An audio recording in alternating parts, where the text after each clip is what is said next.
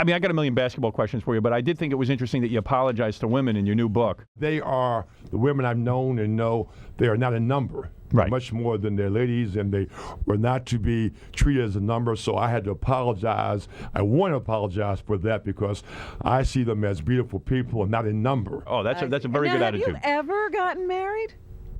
Married?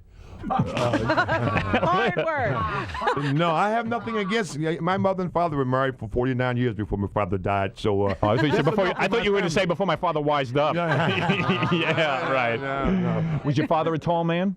5'8.5", the tallest in his family. Right. Until my older brother came along, then I came along and wiped the thing all away. And how tall was your mother? 5'10" almost. See, that's interesting because like my father was considered tall for his day. He was 6'2", and my mother was 5'8". Yeah. But I'm this giant 6'5". Yeah, how'd that happen? I don't know how it happened, but But my grandfather was supposed to be 6'8.5", you understand? you never saw your height as a burden. Never, no. Right. You know, Now the book addresses basketball. Yes, You're let's down. get into that. You're down on basketball, aren't you? I'm down on sports today and basketball in particular because they've diluted the game so much. No, the book is Who's Running the Asylum, and it's being run by various forces that we don't even know about. Now you are so articulate about this game. Why have you never coached?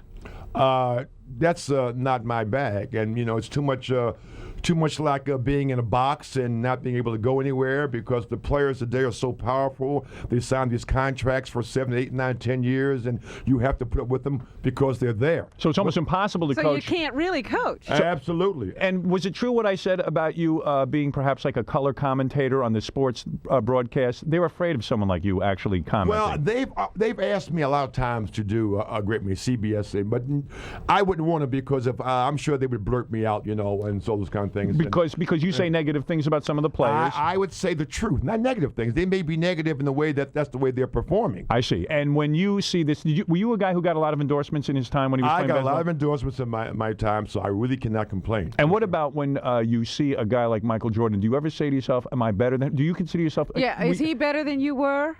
It's different eras. I see Michael Jordan as this. I see all the money being paid to these guys out there, Right. And I think that Michael Jordan should get about 10% of every guy's contract. Mm-hmm. Right, because he's made basketball exciting. He's made basketball exciting and made it what it is. And so when young guys like this boy Iverson who comes out for Philadelphia and says that he has no respect for anybody, whatever, he should be taking his hat off to Michael Jordan and saying, here, whatever you want. Don't you think you these were guys? the same kind of guy, though.